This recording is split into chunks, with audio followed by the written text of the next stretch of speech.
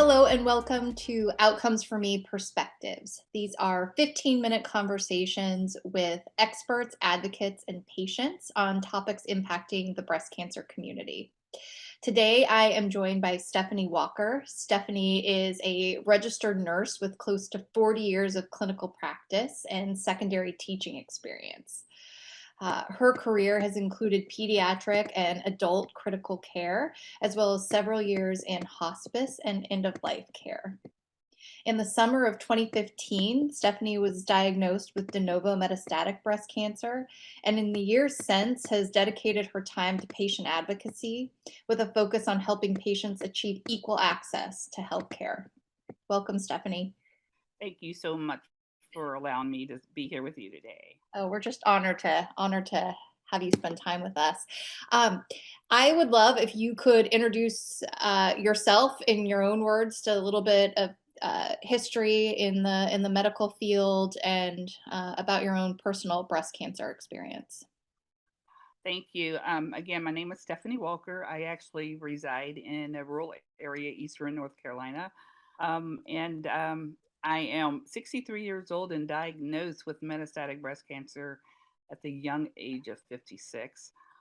I was I'm retired now, not by choice, a registered nurse with 40 years of experience, mostly pediatric critical care and end of life care, my last 14 years. I have two adult children and three grandchildren, um, and a rescue dog named Rex. That's 11. I stay a little busy. My breast cancer story is just it's like everybody else's or many of us that was living a wonderful life, going on about your business, very much aware of breast cancer. We did the things that we were supposed to do.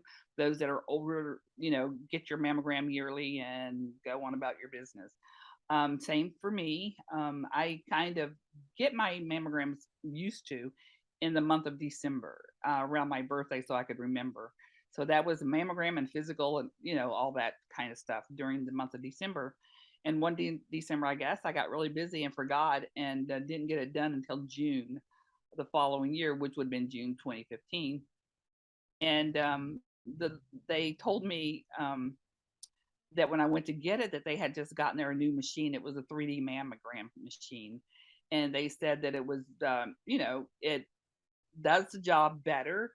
It doesn't squeeze as hard, and I was sold on that point. And so I could give it a try, but the only difference was it was not covered by my insurance as preventive care. So I went on and paid to have it done, because at the time, squeezing the boobs isn't a fun thing anybody wants to go through. But at the size I was, a 44 double D, I was taking all the pressure off I could take. So anyway, get it done. They call me. They tell me they seen something. It took a while to get me convinced to come back in to get it, an ultrasound and a biopsy done.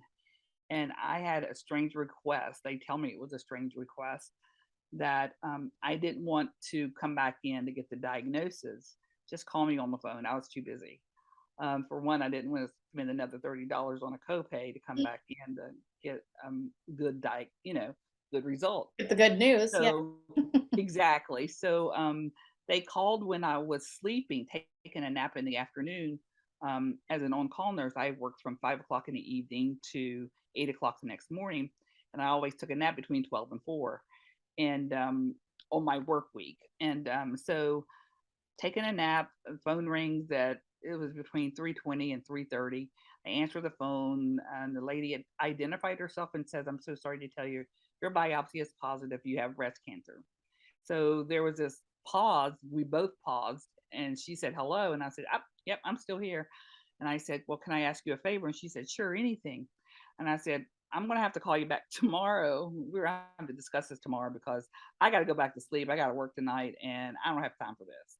So I hung up the phone. She said, "Fine, call her in the morning," and hung up the phone. And I just looked at the phone and rolled over, and I went right back to sleep. Wow. Right back to sleep.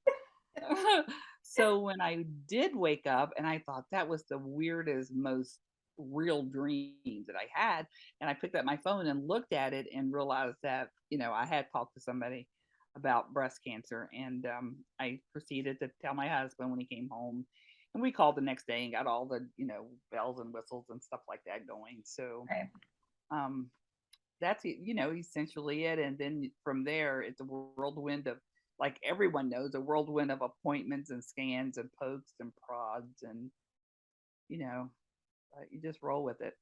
And so your diagnosis, you had a late stage diagnosis right from the beginning? Exactly. Stage 4 metastatic, it was stage 4, um, ERPR positive, HER2 negative. And I had a really, really high ONCA score. So, you know, going into it, knowing that I was going to end up doing, chemo, radiation, the whole 9 yards. All of it, all of it. And how many years ago has that been? That was 7 years ago, celebrated my seventh anniversary, July the 9th.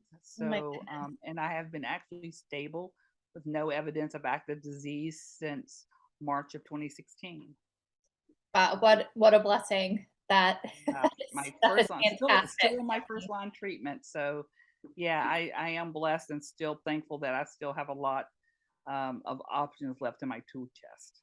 I decided to go get genetic counseling, and they said I didn't really need it. So at the Right. time, so here I am. But with that being said, my oncologist that I have currently, I've asked that question, being proactive. When I progress, not if, when I progress, what are we going to do? And he said, depending on where the tumor are, we're going to biopsy it, see where we go, what treatment we'll need, and we'll go from there. So that, puts me at rest a lot. Yes, to know that you still have, all of these lines of treatment ahead of you, and I would imagine just especially as you've gotten more involved in your advocacy work, that it's encouraging and hopeful all of the new targeted drugs that are coming out that maybe are specific to a genomic aspect of your tumor and that can target your particular cancer in a way Very that we much just didn't have so. to do. There's something coming out all the time. There seems like there's a new drug being, introduced, studied, approved by the FDA. So, yeah, I do have hope regarding that. Yeah, that's great. Could you talk a little bit about how you got into the advocacy work that you're concentrating on now? And I know that you're very involved as a lead and of a project called Project Become. So if you could give an overview about that and how you became involved with that effort. Yeah, Become is an initiative that it was a survey led, patient led actually as well, by me, that study clinical trials regarding Black men and women with metastatic breast cancer. That I had, I'm not going to say I had no desire to learn about clinical trials. I hadn't been introduced to them. No one offered me one. But at San Antonio Breast Cancer Symposium in 2019, there was a lady there that was in LBBC's Hear My Voice class with me, Morena Kaplan, that done a poster that was presented there, and it was on patient-based outcomes. So she noticed that the respondents to her survey, only 8% of the survey respondents were Black. And we were introduced by a mutual friend, and we sat down and we talked about it. And she says, I don't know why, what I did wrong. And it's like, I don't know, but I did your survey, so I don't know. So she said, how about this? Let's do another survey and just aim it at the Black men and women with metastatic breast cancer and see what we get. And I said, sure, I'll help you do whatever I can. And, I said, but, statistics, I hate. So you'll have to do the analysis part of it. I'll do everything else you need. And she agreed. But the only thing is, when Marina was in um, at the conference, She was very sick. She actually was in liver failure. Mm, So, when we talked about it, that was in December. Unfortunately, Marina passed away in January. Following January, either February, I can't remember. But so we never got it planned out how it was going to be done or anything. So I kind of put it in the back of my mind, you know, never thought much more about it. I mean, I would think about it, but it's like, I'm a nurse. I'm not a biostatistician or anything like that. So I didn't know how to do it. So that's when I thought I was the only person that knew, me and Morena and Sheila. I thought we were the only ones that knew. But apparently she had told LBBC that I was going to do a follow up survey oh. regarding this. And it's like, oops, you're talking about being thrown under the bus. So essentially, that's how become became. That was become became. Become became. That's right. Became, and we went to the Metastatic Breast Cancer Alliance and discussed it, and they took it up on one of their task force to Okay. do it, the information task force, and here we are. You presented a poster of the results at ASCO this year. Yeah, that that was a go big or go home, I guess. Yeah, exactly. We decided that we wanted to do something like this, and it's like, this is the first time, and it's like I had to read about what the hell is a poster. A poster is a poster. It was great. It was a great experience. So April Fool's Day, April 1st, I get this email telling me, "Oh, congratulations, your No abstract has been way. accepted." Blah blah blah blah. And I'm looking at it, and that's exactly what I said. Yeah. Like, No what way. friend is messing with me? Oh, exactly, and I did. I really thought somebody on that subcommittee is screwing with my mind right now. It's not true. So, after much search, it was true. I got that, email. So of course I emailed the whole subcommittee that we did, and it was amazing. And as not only being accepted, for my first time go round, it was actually accepted on their press release or press program. And they said that as far less than 1% of posters get on their press program. And even they can't remember in history, a patient led initiative being on their press program. So we were, hey, God knew where He wanted us, front and center, and that's where we ended up. So 100%. I mean, yeah. what a payoff to be able to have that kind of visibility after all of the work that went in to getting those responses. Yeah. Um, so so now that you know that data and you understand even at a higher level, what's going on in terms of equal access to healthcare and knowledge about clinical trials and your Mhm. own personal experience where clinical trials were not presented to you. Mhm. I want your personal thinkings around clinical trials. How should patients approach them? I think, some of it was very familiar. I expected the results to be that way. But the main thing that came out of it shocked me. And it was simple. It was just simple. Wasn't the ask. Black men and women with metastatic breast cancer were not even asked about clinical trials in the beginning, and that's the biggest thing. So we need to better inform the healthcare providers how to talk to us, how to have that communication, how to have that conversation with us regarding um, clinical trials. And I think many people think that clinical trials should be part of the standard of care. Mhm. That should be introduced in the beginning. I'm not going to say have the first patient come in and they've just been diagnosed and say, "Hey, we're going to give you a clinical trial." That's not the way to do it.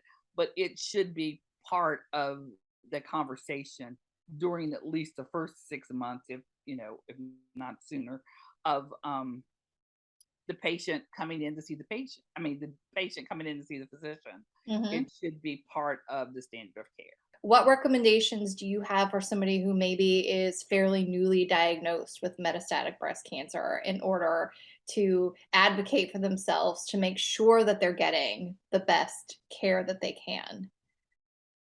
There are so many great nonprofit organizations out there that do such a wonderful job in steering new patients in the right direction and providing them the tools that they can utilize.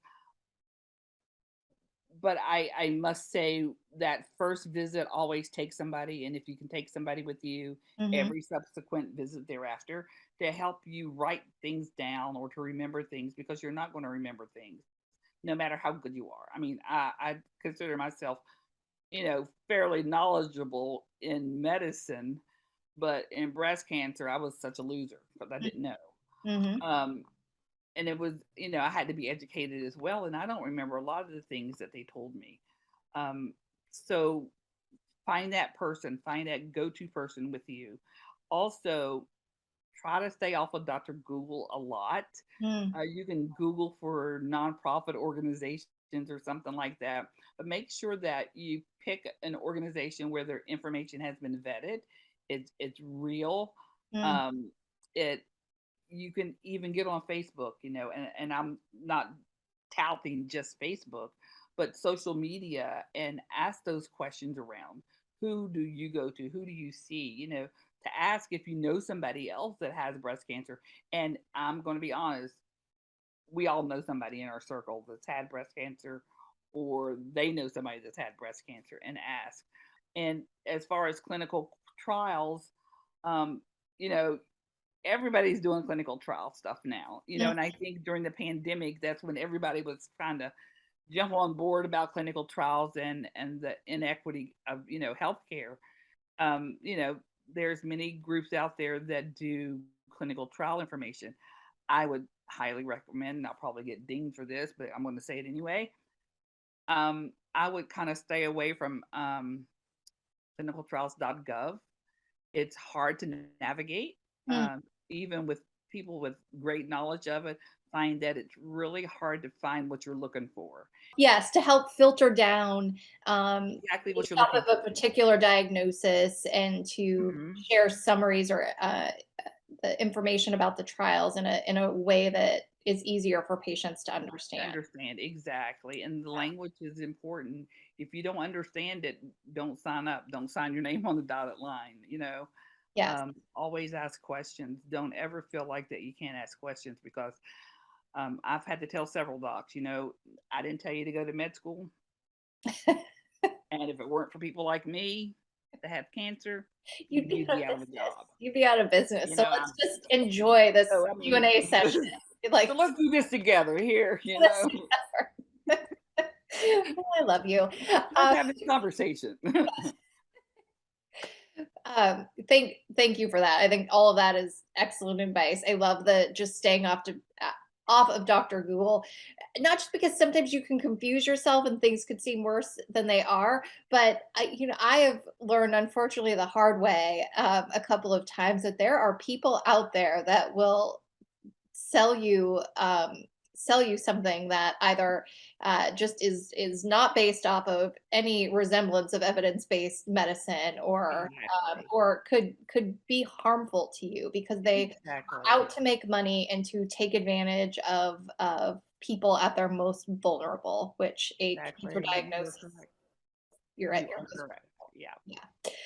Well, so what's next for you with your advocacy work for Become? What can we know about? How can we help support? We are doing a symposium, a 6-hour symposium on December the 5th, the day before San Antonio Breast Cancer Symposium starts this year. Okay. And it is actually called Black Women Speak. Okay. And we are setting it up so we are having this conversation with a healthcare provider, how you can help you to talk to us, have that conversation about clinical trials and not just realize that, we all have barriers that, prevent us from doing, a clinical trial, for example, but those are barriers that can be overcome. So, you know, we also will be talking to healthcare providers. We also have a section that is for pharma and industry. What are you doing? Mhm. I mean, what are you doing clinical trials? You're doing to help. How are you Right. designing them? You got me in there, Mhm. that kind of thing, Yes. we need to be in there from the beginning, not just black people, but advocates, don't Yes. start one without us. So we got that section, and then we have a section on the patient perspective as well as caregivers. But patients can come, caregivers can come, advocates, anybody can come, but we want to really focus it on the healthcare provider on how they can have the conversation with Black men and women about clinical trials. Okay. That was gonna be my next question. So focused on getting as many oncologists and probably oncology nurse practitioners and the providers in that Navigators, team. Mhm. it's the patient navigators that, besides the bedside nurse that's giving or administering the chemo, that nurse navigator is the one that is closest to the patient. I didn't Yeah. have one of those either. I will be in San Antonio this year, so I will absolutely Yay! be there on Yay! December 5th. That's fantastic. Stephanie, I really appreciate your time with Well, me thank today. you. Thank you for Thank you sharing for your story and all of the work that you're doing for our community. Oh, I don't think I would have it any other way. What I do helps other people, in turn helps me, as a patient. So it's not doing it just for myself, but for everybody else. Well, thank you. You're a really beautiful person. Thank Appreciate the time. you. Bye. Bye.